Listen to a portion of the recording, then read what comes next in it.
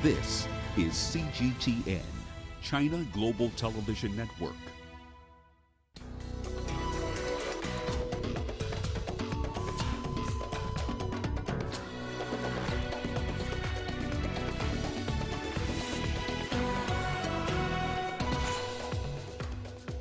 International concerns heighten as the Taliban make more territorial gains in Afghanistan. 16 presidential candidates, including the incumbent Edgar Lungu, seek Zambia's top political seat. And we look at the gains made and existing challenges in elephant conservation. Hello and welcome to Africa Live, wherever you're joining us on CGTN. I'm Mahia Mutua in Nairobi. Also coming up, South Africa's business mood drops to a 9-month low in July after the worst civil unrest since the end of the apartheid. And we look at why more young people in Uganda are opting to be engaged in the agricultural sector. Welcome to Africa Live. We start in Afghanistan, where the Taliban have reportedly captured another major city. Ghazni is the 10th provincial capital to fall to the group in a week. It is just 150 kilometers from the capital, Kabul. The Taliban captured 3 more provincial capitals and a local army headquarters on Wednesday. They have conquered 2/3 of the country. President Ashraf Ghani rushed to Balkh province, which is already surrounded by Taliban-held territory, to seek help pushing back the militants. A U.S. defense official has cited U.S. intelligence as saying the Taliban could isolate the capital, Kabul, in 30 days and possibly take it over within 90. U.S. President Joe Biden has given no hint of delaying the withdrawal of all American troops. He urged Afghan leaders to come together and fight for themselves. Our correspondent Bilal Sarwari reports from Kabul. The Afghan government is deploying its special forces and commandos as well as its air force, trying to push back a wave of deadly Taliban attacks against major provincial capitals, urban centers. We are being told that the Taliban are targeting the provincial prison, something that they have been attacking over the last few months, trying to free their own, fighters and commanders. We're also getting reports in the western province of Herat, in the district of Shindand, that the main military airport, which was training Afghan pilots, has also come under attack, and parts of it has been set on fire by the Taliban. We also know that the American Air Force has been carrying out a number of airstrikes on any other given day inside these major cities, but the impact of such airstrikes, both by the Americans and both by the Afghan government so far, has not prevented the Taliban from their unstoppable advances. For the Afghan people, these talks, often behind closed doors with lack of transparency, has not helped put an end to the bloodshed and to the sufferings on the ground for the last 3 years or so. Hopes have been high among people about a comprehensive and permanent ceasefire. At times that ceasefire has been for a few days or for a week, but over the last many months, all those hopes have been shattered, and we see a climate of deep mistrust, a growing number of demands both by the Taliban and by the Afghan government, and the battlefield reality is that violence has increased. Now, Turkey has been guarding and running Kabul airport after other NATO troops withdrew. Meanwhile, Afghan refugees continue to flee to Turkey. Mikhail Bardavid spoke to us earlier from the eastern Turkish city of Van. Turkey, first of all, insists that it has the capacity to run the airport, both in terms of security and military know-how, but also in terms of political ability to mediate as well. On Wednesday evening, Turkish President Recep Tayyip Erdogan gave an interview to local TV stations. He stated that he was in talks with Qatari officials on how to stop the advance of the Taliban and how the two countries can take a step towards peace. He stated that if the Taliban is not taken under control, it would not be possible to achieve achieve peace in Afghanistan. He also added that Turkish authorities are working to set talks with the Taliban and added that he may even receive the leader of the Taliban. Of course, it was not clear who he is referring to at this time or when such a meeting could take place, but even just him referring to such a potential meeting with a leader of the Taliban is serious, and it shows how intent Turkey is in being present in Afghanistan. Some locals here in the Turkish city of Van, where many Afghan migrants have been arriving over the last couple of weeks after crossing from Iran, they have also been expressing some economic concerns as well, stating that migrants are willing to work for less money, so they are also taking away some jobs from Turkish locals. So there's also a lot of economic concerns and financial concerns for Turkish citizens regarding the rise in illegal crossings. The foreign ministers of Morocco and Israel have signed several new agreements in a step towards strengthening ties between their countries. Visiting Israeli Foreign Minister Yair Lapid and his Moroccan counterpart Nasser Bourita have signed off on an air service deal. The countries are to cooperate in the fields of culture, sports and youth, and have inked a memorandum of understanding to establish a political consultation mechanism between their countries' foreign ministries. The deals come less than a year after Morocco and Israel agreed to normalize relations. This is the first visit from an Israeli foreign minister since 2003. Yair Lapid's two-day visit to Morocco will come after the inauguration of Israel's liaison mission in the capital, Rabat. What did we achieve from all those years of hostility during which the relation between our two ancient and proud nations was severed? Nothing. What did our citizens achieve? Nothing. Today, we are changing this. Today, we are changing this for the benefit of tourism and economy, for trade and cultural exchange, for friendship and cooperation. The resumption of the relationship between Morocco and Israel reflects the wish of His Majesty the King to boost the cooperation between the Kingdom of Morocco and the State of Israel, and the resumption of regular contacts in the framework of peaceful, friendly and natural diplomatic relationships. The relationships Morocco has with Israel are unique and are not like any other relationships. Let's go to Zambia, where polls have opened for parliamentary and presidential elections. Hundreds of citizens are queuing to cast their ballots in Lusaka. Incumbent President Edgar Lungu was among the first people to vote in the capital. 16 presidential candidates are vying for the top job. Lungu is expected to face the stiffest challenge from business tycoon Hakainde Hichilema. The two are facing off at the polls for the third time. The past couple of weeks have been the stage of intense campaigning dominated by economic woes and the impact of the coronavirus pandemic. The Ethiopian National Defense Forces say they are recapturing towns that were recently taken by TPLF forces. The Ethiopian army is reportedly staging a strong offensive against the rebels after Prime Minister Abiy Ahmed's government announced the lifting of a unilateral ceasefire, which the TPLF refused to observe. Reporting from Ethiopia's capital Addis Ababa, here is CGTN's Girum Chala. Reports which are coming out of the different battlefields suggest that heavy fighting has continued between government force and the TPLF, and we have heard of repeated airstrikes against strategic military locations carried out by the National Air Force. The war in the north took a new twist after the government announced the end of the unilateral ceasefire, which the TPLF refused to observe and instead demanded the acceptance by Addis Ababa of 7 preconditions before any talks could begin. Prime Minister Abiy Ahmed's government has called this a war to preserve Ethiopia's sovereignty. The UN has reported that humanitarian assistance is now being delivered to the war-affected citizens. Hundreds of trucks have in recent days crossed to the war-torn region. On the other hand, agencies like the UNICEF have expressed their concerns over recent attacks in the Afar region by force from Tigray, with over 200 people killed in a health center and a school where they were camped after being displaced. Grum Chala, CGTN, Addis Ababa, Ethiopia. In Nigeria, health officials are reporting a surge in coronavirus cases, particularly worsened by the Delta variant. The variant was first recorded in the West African country in early June. Authorities say the country has been recording double the number of cases daily for the last 2 weeks. The surge comes at a time when resident doctors in public hospitals are on a strike.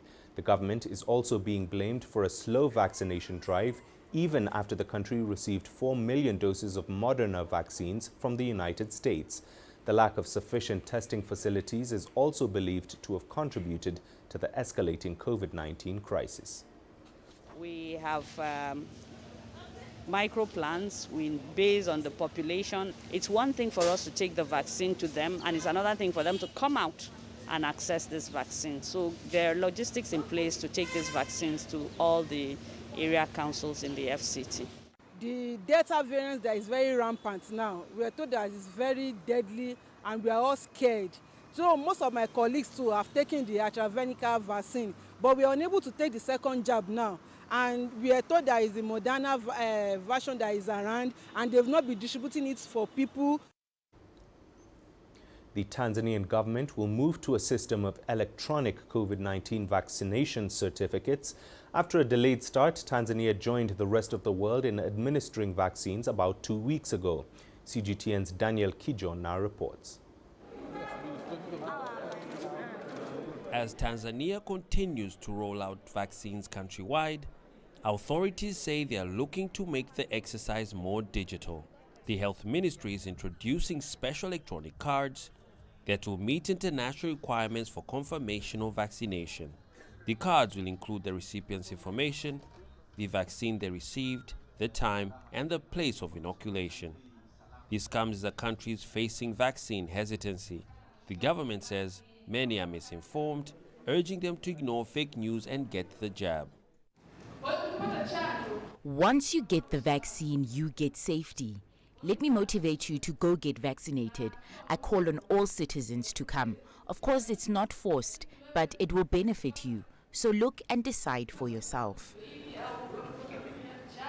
The digital certificates would be issued to all vaccinated people, including those who have been issued with a paper certificate. The introduction of electronic certificate is aimed at preventing fraud and allowing institutions like airports to access the data easily. The government has also warned against obtaining COVID-19 vaccination certificates through fraudulent means. It says the system will identify fake certificates and strict legal action will be taken. Tanzania did not reveal its COVID-19 cases for over a year. 2 weeks ago, it released an update showing 858 active cases. Since then, there has been no new data. With the status of the pandemic unclear, Tanzanians have mixed feelings about taking the COVID-19 jab.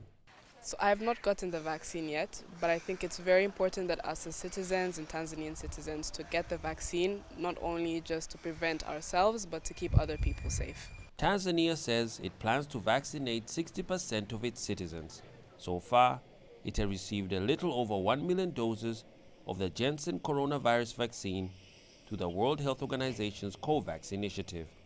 Daniel Kijo, CGTN, Dar es Salaam.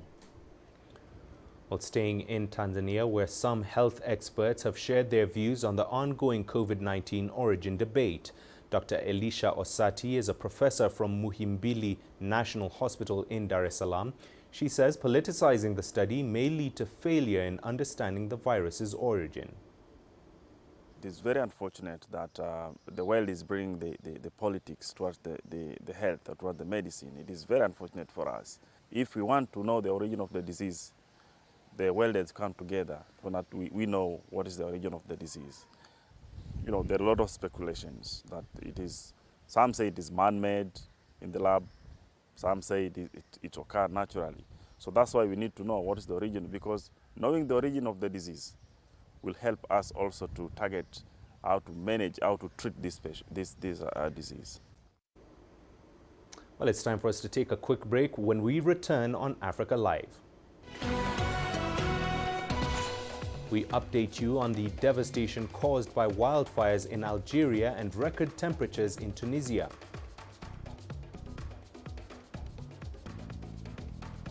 And we look at the gains made and the existing challenges in elephant conservation.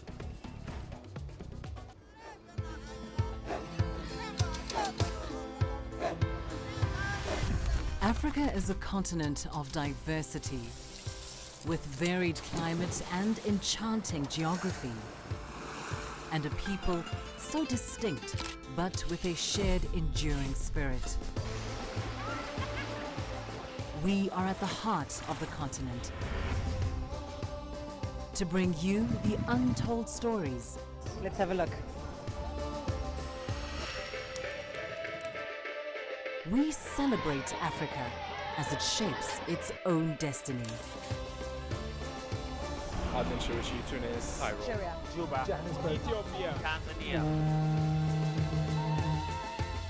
Africa Live. Find your voice.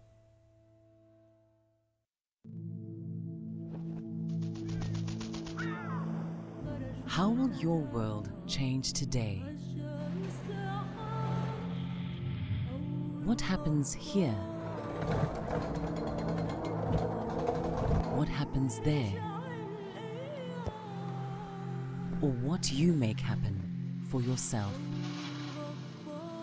If it matters to you, it matters to us too. Your stories are the stories that need to be told. Africa Live.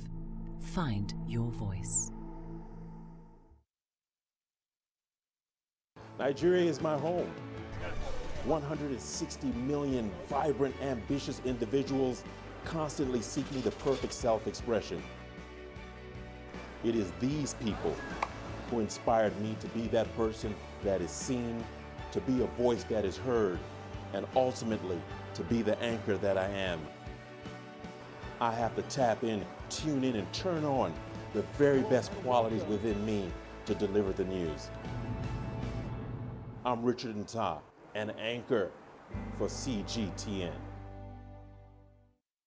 I try to not let it affect me, but there are days when it does. I'm a human being, and to see patients in a hospital bed and their family members are not there, there's no one there to hold their hand, that human touch, you know?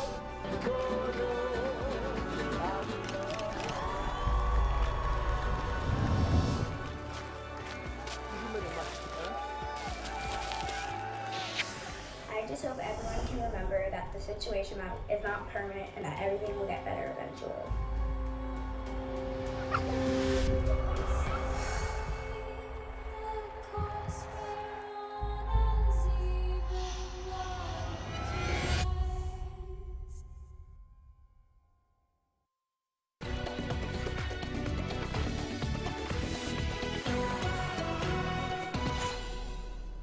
Welcome back. You're watching Africa Live. Now, Algerian President Abdelmadjid Tebboune has paid tribute to the more than 60 people killed in raging wildfires in the country.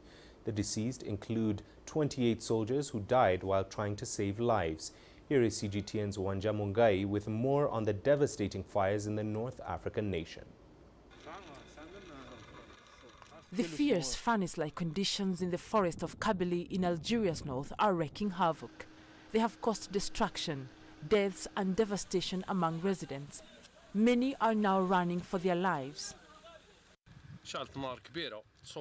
A big fire broke out. You cannot escape from it. Some people and I closed the road so that no car would pass. In 20 minutes, there was nothing left of this village. The entire population was evacuated towards the mosque, with women and children, and the rest of the residents were trapped here. Some of them started crying and others screaming and pleading, as if it was the end. The government has described the wildfires as the country's worst in history. So far, 69 people have been reported dead. Among them are soldiers who have been trying to save residents in the woodlands of the mountainous regions of Bejaya and Tizi Ouzou. The soldiers and members of the National Guard went to the field to help put out the fire, but officials in high positions did not see any of them and they did not look for them. I don't have any problem with anyone, but you see with your own eyes crimes against humanity. It is a disaster, rather the worst disaster. The fires are still spreading further afield. High temperatures as hot as 46 degrees Celsius and strong winds are being blamed for the worsening catastrophe.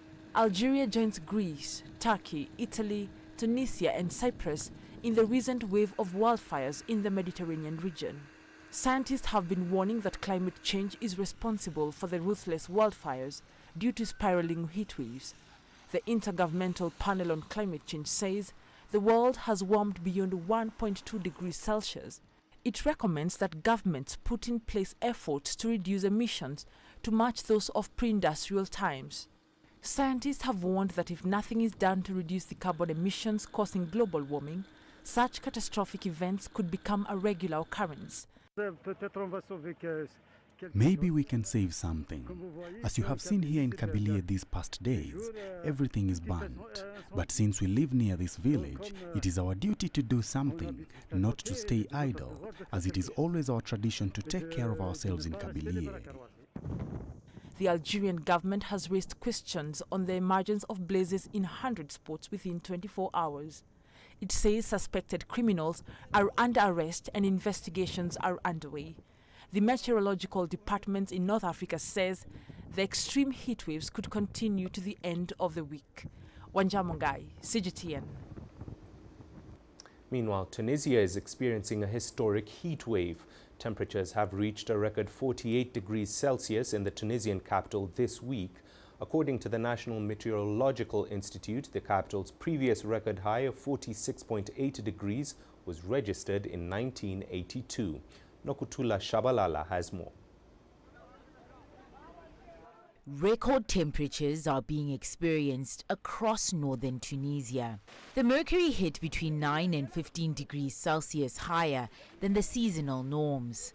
Recently, temperatures in Tunis have been reaching a high of 48 degrees Celsius by midday. The health ministry has advised people not to venture out during the hottest hours of the day.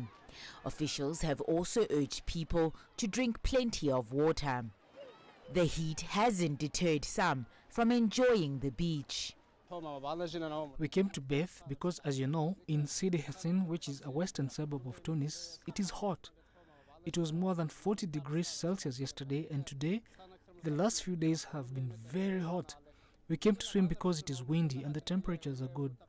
It's better than the neighborhood because we don't have the sea. We came to the beach because the temperatures are high in downtown Tunis. They reached 48 degrees Celsius. Today, at the sea, it's quite good. It's cool. In some parts of the country, the high temperatures have led to power outages, as people stay at home running air conditioning, putting extra pressure on the electricity grid. Meanwhile, the Agriculture Ministry has urged farmers to take measures to protect their livestock and crops. The Meteorological Institute predicts that temperatures will soon start dropping. Noktula Shabalala, CGTN. Now, the World Elephant Day is being marked today. Conservationists are warning that the loss of their habitat is now a bigger threat than poaching. They say change in land use in conservation areas is pushing elephants into conflict with humans, resulting in their deaths.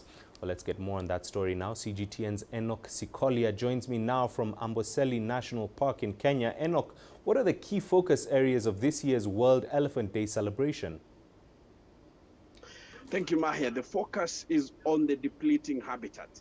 And actually, the message here in Amboseli is people should avoid encroaching into areas that are traditionally and historically conservation areas. And when we're talking about elephants, we are talking about a being that is becoming rare and rare. And you see, elephants are big migratory animals. They move in search of water and specific nutrients that when they lack in this park, they move out into the community and into the conservation areas. And here in Amboseli, we are talking about the national park that is here and another national park in Kenya that is just a few kilometers from Amboseli, that is the Tsavo National Park, where we have huge population of elephants. So these elephants move from here to Tsavo, and within these areas, there are conservation areas that are now being threatened by increased human economic activities. Mahia.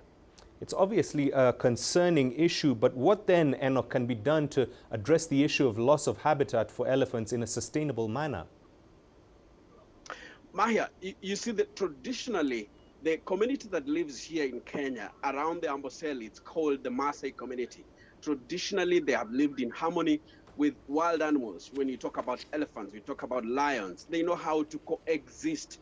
But as we speak now, because of the changing lifestyle, now many people are buying lands here who are not conservationists, who don't have the history of conserving wild animals. And now they are turning areas that used to be conservation areas into commercial agricultural zone. And this is a big threat to elephants right now because as we speak in Amboseli, in the last 3 years, we haven't seen an elephant die because of poaching, but now elephants are dying because of human-wildlife conflict. And this conflict are coming in because people are now doing commercial agriculture rather than keeping livestock, which coexisted with this wildlife. And that is the biggest threat, Mahia. And finally, looking at possible solutions, then, what are Kenyan authorities doing then to ensure that local communities are not marginalized in the effort to conserve elephants? Well, I talked to KWS, which is the Kenya Wildlife Service that manages parks in Kenya. They have come up with a program that ensures that the local Maasai people who live here and who understand the issue of conservation do not, first of all, sell their land. So what they are doing is they are giving them incentives, ways of which now they can realize the benefits of leaving their land for conservation so that they don't end up selling their lands in order to take their children to school and better their lives. So what they're doing is to enhance economic activities in this area that are conservation friendly. For example, they are doing beekeeping for the locals here. They sell honey and that honey now they use it for example, taking their schools, their children to schools. But also they're encouraging communities here to do what we call conservation in terms of coming up with conservation areas, zoning and coming up with branches whereby they can be getting money from, for example, tourists when they visit not just the park, but also the conservation areas. Because you have to understand the life of, for example, the life of an elephant. An elephant here in Amboseli, during the day, is in the park, for example, to get water and food and some mineral elements. But they move out of the park into the community areas during the night to look for more food. So it's a coexistence that Kenya Wildlife Service and the government of Kenya are working on to ensure that the Maasais and the people who live here benefit, and also in return, they conserve wildlife. All right. Enoch, thank you very much for your insights there. CGTN's Enoch Sikolia joining us live from the Amboseli National Park here in Kenya. Meanwhile, the United Nations environmental body UNEP says poaching has reduced the number of elephants in Africa. At the beginning of the decade, there were 10 million elephants, but less than 500,000 of them are now alive. But efforts to safeguard elephants have been initiated across the world. CGTN's Wanja Mungai reports on how one conservancy in Kenya is playing its part in conserving elephants while reducing human-wildlife conflict.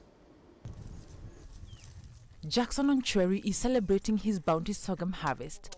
He is a farmer near the Kenya-Tanzania border. Over the years, he has had problems with the animals that have been fond of his crops. He recalls that elephants have been the most notorious. I had to harvest immediately the crops were ready, as early as possible, so that if elephants happen to come, they don't destroy the ready crops. But with the intervention of a nearby facility, the Enonkishu Conservancy, incidents have reduced. These fences have gone a long way in preventing elephants' raid in the nearby communities. The Conservancy has put various measures in place to resolve the animal-human conflict here. They have been funding households to fence their homesteads and positioning beehives in strategic places to keep elephants at bay. Albert Ngetich is one of the guards that patrol the Conservancy. He also keeps an eye on poachers who are blamed for the dwindling number of elephants, not just here, but throughout the country. The elephant raiding normally happens late in the evening or early in the morning. Elephants are very wise. They actually push this pole down and they make their way to the farms. And they invade the crops around here. Whenever they had a raiding overnight, they call us and the patrol team will respond and the elephants will be driven away from the farms. Initially, communities would confront the animals by throwing objects at them, which would result to injuries and at times deaths. The animal-human conflict in the area triggered action from the facility. In 2013, we lost 14 elephants in our conservancy. So what we did is we got all the landowners together and we said that enough is enough. We need to protect these elephants. It's a constant battle trying to keep the elephants out of the crops. We've been fencing, we've been expanding our area so the elephants don't run out of food in their natural habitat. As the world celebrates the Elephant Day, the Enon Kishu Conservancy is boasting of protecting the Big Five member from harm as well as peaceful coexistence with humans. Wanjamungai, CGTN. Well, let's get even more insights into this story. We're now joined by Dr. Ian Douglas Hamilton, the founder and senior scientist at Save the Elephants. Doctor, are elephants still under threat of extinction, and what are the main challenges then in conserving this species? They were critically in danger of extinction just a few years ago due to an ivory trade that was completely out of control. But things have changed since the Chinese and the Americans clamped down on illegal trade, and that made a huge difference. The trade still goes on, it is a threat, but in East Africa and Southern Africa, things are much better than they were. Still, in Central Africa and West Africa, there's a big threat from the trade. But there are new threats as well, that actually, as the threat from the ivory trade has receded, there is a big increase in human-elephant conflict with human beings coming into the elephant range, encroaching on their land, and a lot of killing now takes place because of conflict between humans and elephants.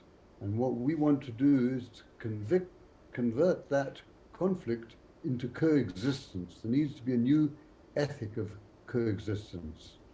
Now, I think that in relation to China, it's really important to develop this idea that comes out of China of ecological civilization, of actually coexisting with nature. And the elephant is the biggest challenge of all. So the elephants also live in the forest. The forest elephant has been recently described as critically endangered, and it lives in that part of Africa which is part of the lungs of this world, where there's vital forest to be protected. And I think that the two things can go hand in hand: protection of the elephant and development of the idea of human beings and elephants coexisting in harmony. Now, Doctor, some countries in Africa have argued that their population of elephants is growing rapidly, so culling then should be acceptable. Is there a right approach to dealing with this issue? It's a very complex issue, and it's a very deep-seated and long-lasting problem. In East Africa, we had the same problem formerly, and when we had the same sort of numbers of elephants that you're seeing in Southern Africa today, what happened was that when the ivory trade came up, it so reduced the East African populations that they could no longer be described as overpopulated.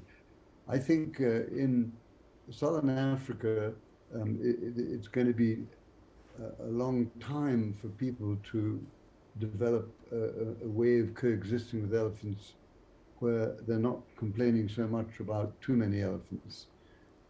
It's also quite political at times, whether people consider there are too many elephants or too few. It's a complicated situation across Africa, but they're lucky to have so many elephants as they have now, and we had elephants like that once upon a time that then were drastically reduced by the ivory trade. So I think that the main solutions are to find ways for humans and elephants to coexist. And there are many different interesting techniques like using beehive fences and a whole range of possibilities for lowering the conflict so that people don't feel that there are too many elephants. And speaking of that, Doctor, then what should authorities do to minimize the effects from the conflict between humans and elephants whilst also protecting the interests of both parties? It's a very critical problem because as human beings expand in Africa and as development expands, obviously there are risks of conflict, but there are many, many different ways that these can be minimized.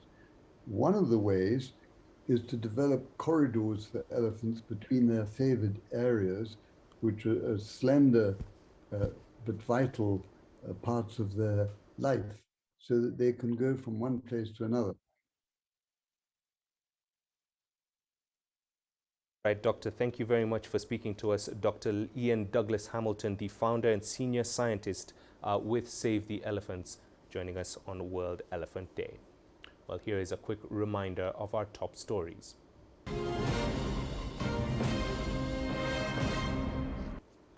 In Afghanistan, the Taliban have reportedly captured another major city. Ghazni is the 10th provincial capital to fall to the group in a week. It is just 150 kilometers from the capital, Kabul. The Taliban captured 3 more provincial capitals and a local army headquarters on Wednesday. President Ashraf Ghani rushed to Balkh province, which is already surrounded by Taliban-held territory, to seek help pushing back the militants. Polls have opened for parliamentary and presidential elections in Zambia. Hundreds of citizens are queuing to cast their ballots in Lusaka. Incumbent President Edgar Lungu was among the first people to vote in the capital. 16 presidential candidates are vying for the top job. Lungu is expected to face the stiffest challenge from business tycoon Hakainde Hichilema. And the foreign ministers of Morocco and Israel have signed several new agreements in a step towards strengthening ties between their countries. Visiting Israeli Foreign Minister Yair Lapid and his Moroccan counterpart Nasser Bourita have signed off on an air service deal. The countries have also inked a memorandum of understanding to establish a political consultation mechanism. And those are your top stories. Meanwhile, here's what's coming up in the business. South Africa's business mood drops to a 9-month low in July after the worst civil unrest since the end of apartheid. Africa is the nexus of enterprise, and global business will tell you why it matters. From the mega investment projects to multi-billion-dollar mergers and acquisitions. Africa today collects, just in terms of revenues from taxes alone, $545 billion a year. If you take 10% of that and you devote it to the energy sector, problem solved. All this on Global Business, weekdays at this time on CGTN.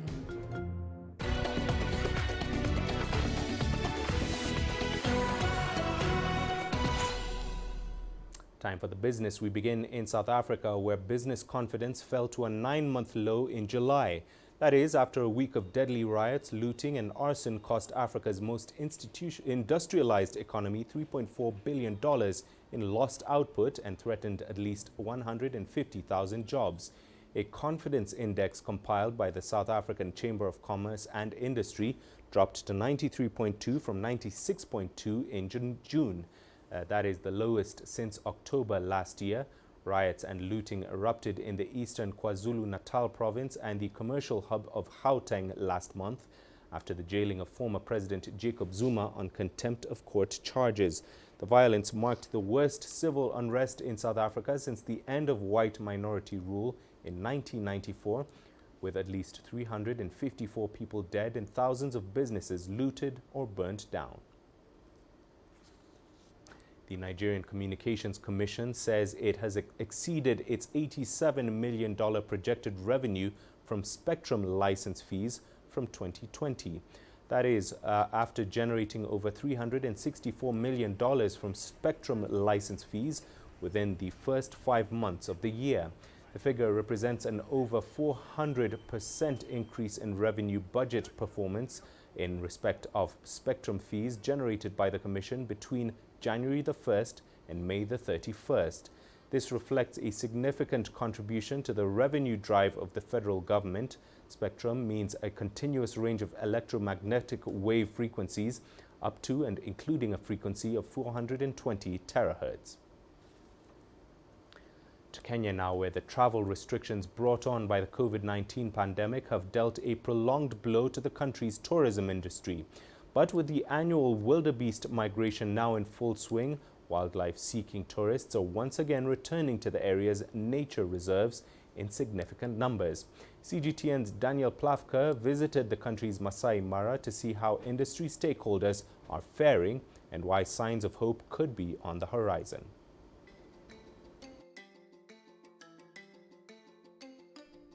Kenya's Masai Mara.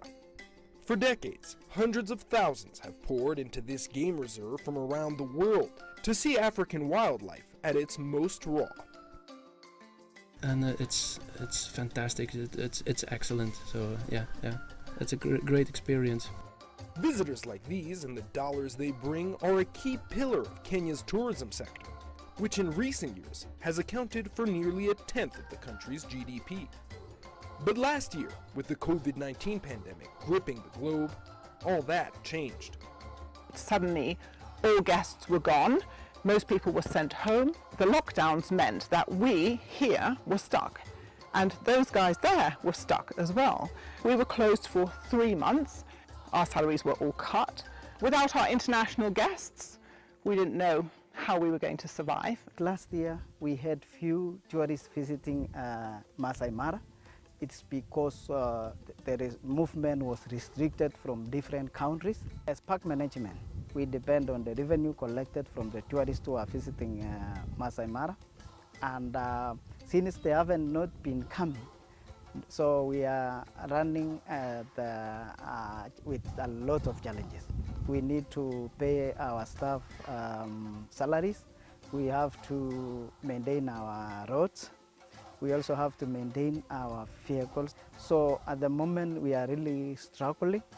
And it's not just those working at the reserve itself who are feeling the burn.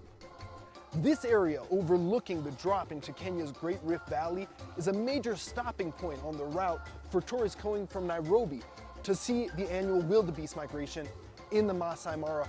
Ordinarily, many would stop here to purchase souvenirs, gifts, and the like from the many curio shops that line the route. But since the pandemic began, the flow of tourists coming this way has slowed to a mere trickle. As you can see, many of the shops have been forced to close as a result, taking with them livelihoods of the people who called this community home.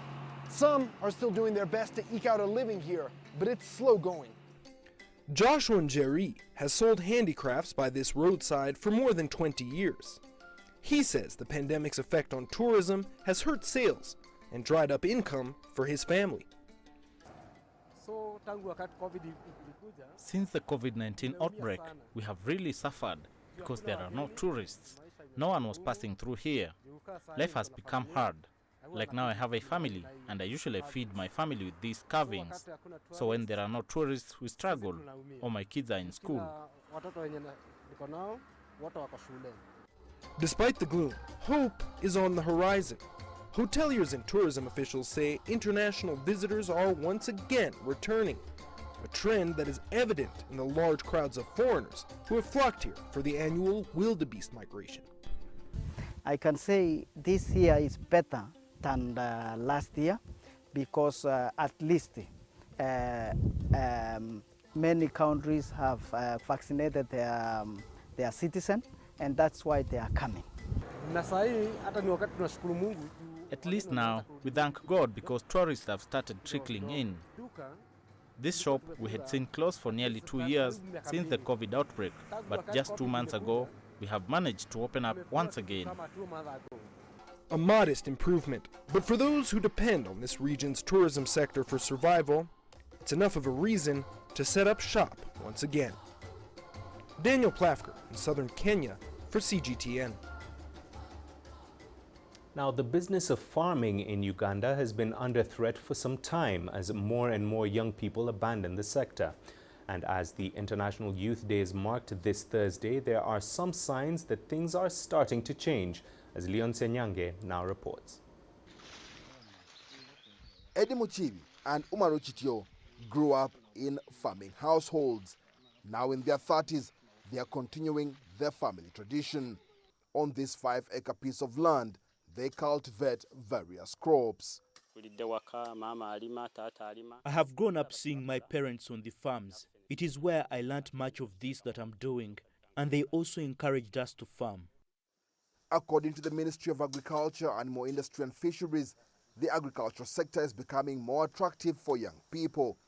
Like Muchibi and Chitio, they are deeply committed to keeping farming alive for generations to come. We need to think about the food system, the agricultural system in a holistic way. Not only to think about young people coming into the garden to do the work, but also to think about farming as processing as a function of farming, marketing as a function of farming, distribution. We need to think about the food system as a whole. But common challenges are holding back those efforts. Inconsistent weather patterns and the absence of markets for produce have been the major issues. These young farmers want to improve their yield. To do that, they are taking on new innovations. Vanilla is one of the most popular crops grown in the area. Chicho says they have adopted climate-smart methods to save the plants during the dry seasons. We are now digging bigger and deeper holes to plant vanilla. One day's rain is enough for the plant to grow in the dry season with the water collected there. Beyond continuing the farming tradition, these farmers are helping young people in their area learn more about growing crops. They want to see more young people across the country get involved. For the young people to understand their ability and their power in the food system, they need to be nurtured. We need to set up systems that nurture young people into this profession of farming.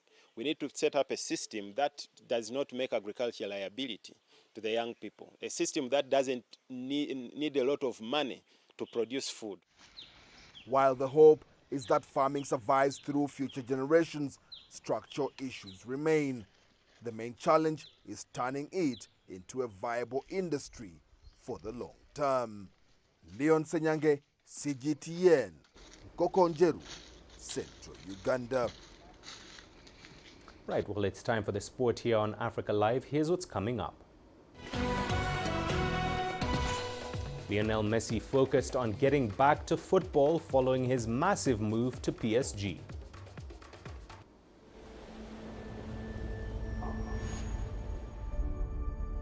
How would you create your legend? On the fields, on the tracks, in the arenas of Africa. Were you born to be a player? Could this moment be yours?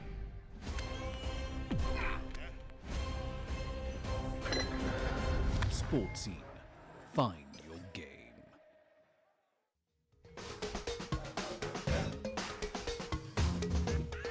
Africa Live. Find your voice.